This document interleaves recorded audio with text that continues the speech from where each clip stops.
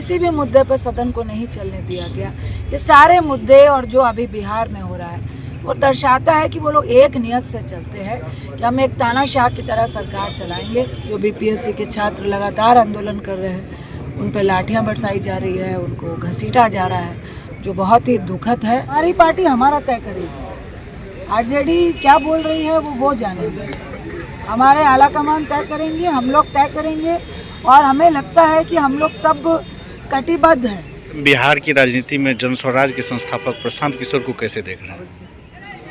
देखिए, सबको हक है इस राजनीति में सपना देखने का, सबको हक है अपने मुद्दे पे बात करने का, लेकिन कहते हैं ना कि जिसमें जो हुनर हो उसको वही काम करना चाहिए। नमस्कार, मैं प्रियंका चौधरी, आप देख रहे हैं एएनए खबर बिहार। आइए देखते हैं सुपौल की खबरें।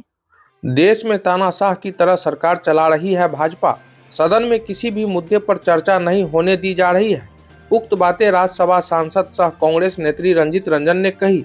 दरअसल शुक्रवार को त्रिवेणीगंज में कांग्रेस कार्यकर्ता सम्मेलन में पहुंचे राज्यसभा सांसद सह कांग्रेस नेत्री रंजीत रंजन ने कही। उन्होंने कहा कि बिहार में बीपीएससी के आंदोलनरत छात्रों पर लाठियां बरसा रही है, उन्हें घसीटा जा रहा है। बहुत ही दुखद है। जिस तरह सदन में पिछले सत्र में संविधान की रक्षा का मुद्दा, मणिपुर का मुद्दा, बेरोजगारी और महंगाई का मुद्दा था, उसके बाद गृह मंत्री द्वारा अंबेडकर जी का अपमान का मुद्दा था। किसी भी मुद्दे पर सदन को नहीं चलने दिया गया। तानाशाह की तरह भाजपा देश में सरकार चला रही है। सरकार की वोट की राजनीति है, उसमें वे लोग जोर जबरदस्ती करने का काम करते हैं, डराने और धमकाने का काम करते हैं, जिसमें मुख्य प्रयास उनका ईडी, सीबीआई और इनकम टैक्स की जो रेड होती है। उन्होंने कहा कि कांग्रेस लगातार इसके लिए लड़ रही है, चाहे बिहार हो चाहे देश का कोई भी कोना हो, हमारी जीत हो या हमारा पराजय हो, लेकिन कांग्रेस हमेशा से संविधान की रक्षा के लिए, देश को साथ लेकर चलने के लिए, किसानों, महिलाओं, युवाओं की तरक्की के लिए काम करती रही है। दरअसल आज त्रिवेणीगंज में प्रखंड कांग्रेस कार्यालय परिसर में जिला कांग्रेस कमेटी द्वारा जिला कांग्रेस कार्यकर्ता सम्मेलन का आयोजन किया गया। मौके पर प्रखंड कांग्रेस कार्यालय के भवन के शिलान्यास और 4 दीवारी का उद्घाटन छत्तीसगढ़ के राज्यसभा सांसद सह कांग्रेस नेत्री रंजीत रंजन ने किया। देखिए, आज त्रिवेणीगंज में हम लोग कांग्रेस कार्यालय में बैठे हुए हैं और आज हम लोगों के लिए बहुत गौरवपूर्ण क्षण है। आज हम लोगों ने अपने जो कांग्रेस की ज़मीन थी उसकी 4 दीवारी करवाई। बहुत अच्छा लग रहा है क्योंकि बीच में कुछ लोगों ने इस पे कब्जा भी किया था और अब हम लोग इस पे मकान भी बनाने वाले हैं और प्रयास है कि 11 इस ज़िले में हमारे प्रखंड कार्यालयों की ज़मीन है, लेकिन पूरी तरह से व्यवस्थित नहीं है, उसको कराएं। और सुपौल लोकसभा की बात करें तो 14 है, तो पूरा प्रयास रहेगा हम लोग का। और दूसरा, आज हम लोगों ने कार्यकर्ता सम्मेलन कर रहे हैं, तो यहाँ पे राजनीतिक, सामाजिक और आर्थिक जो कांग्रेस का प्रस्ताव है वो भी लिया गया है। उसमें हर तरह से जो सिचुएशन है पूरे देश में, जिस तरह भाजपा लोगों को लेके जा रही है, लोगों की आम स्थिति, बेरोजगारी से, महंगाई से जो त्रस्त है, किसान त्रस्त है, तो हम लोगों ने बहुत सारे आर्थिक डिसीजन लिए हैं, प्रस्ताव पारित किए हैं, सामाजिक प्रस्ताव पारित किए हैं, क्योंकि आज जिस तरह भेदभाव किया जा रहा है तो कांग्रेस ये प्रस्ताव पारित कर रही है अपने सुपौल में भी कि हम लोग समाज में जो समरसता है उसको लेकर जाएंगे। राजनीतिक प्रस्ताव है जिसमें हम अभी बेलगांव में भी थे कि कैसे हम लोगों को अपनी पार्टी को, संगठन को और लोगों को मजबूत करना है, संविधान की रक्षा करना है। तो ये सारे इसी बहाने हम लोगों का यहाँ पे कार्यकर्ताओं के साथ मिलना है। और चूंकि हम बिहार में हैं और जटिल एक अभी मुद्दा सामने में है जिसको हम लोगों ने दिल्ली में भी उठाया। अनफॉर्चुनेट है कि सदन नहीं चलने दिया गया। जो बीपीएससी के छात्र लगातार आंदोलन कर रहे हैं, उन पर लाठियाँ बरसाई जा रही है, उनको घसीटा जा रहा है, जो बहुत ही दुखद है। और ये साफ दर्शाता है कि जिस तरह सदन में पिछले सेशन में बहुत सारे मुद्दे थे, संविधान की रक्षा का मुद्दा था, मणिपुर मुद्दा था, बेरोजगारी मुद्दा था, महंगाई मुद्दा था, संभल का मुद्दा था, उसके बाद होम मिनिस्टर द्वारा अंबेडकर साहब, बाबा साहब का अपमान का मुद्दा था। किसी भी मुद्दे पर सदन को नहीं चलने दिया गया।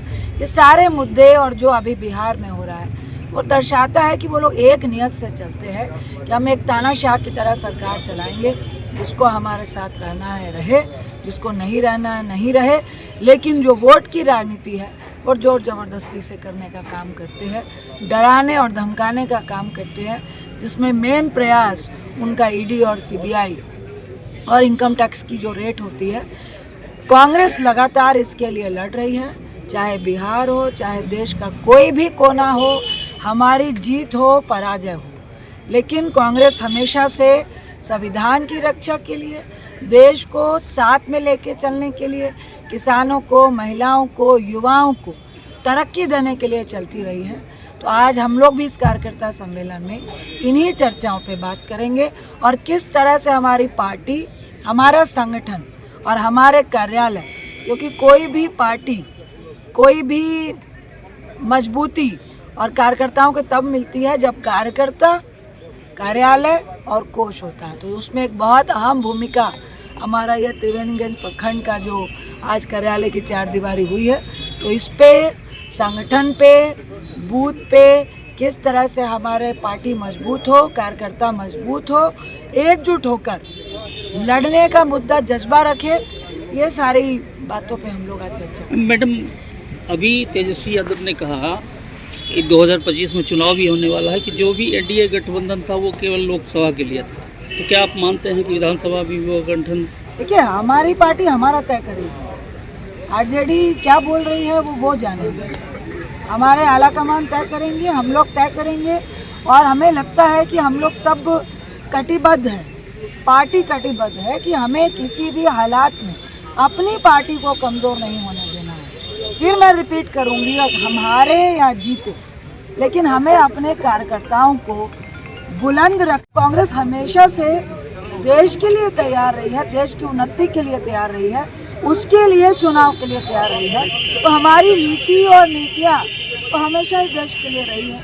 हाँ, ये कह सकते हैं कि कुछ भटकाव आया, हम नेतागण कह सकते हैं, कार्यकर्तागण कह सकते हैं, लोगों में हम उन मुद्दों को पहुंचाने में शायद असफल हुए। अब मजबूती के साथ हम लोग फिर से ज़मीन में हैं।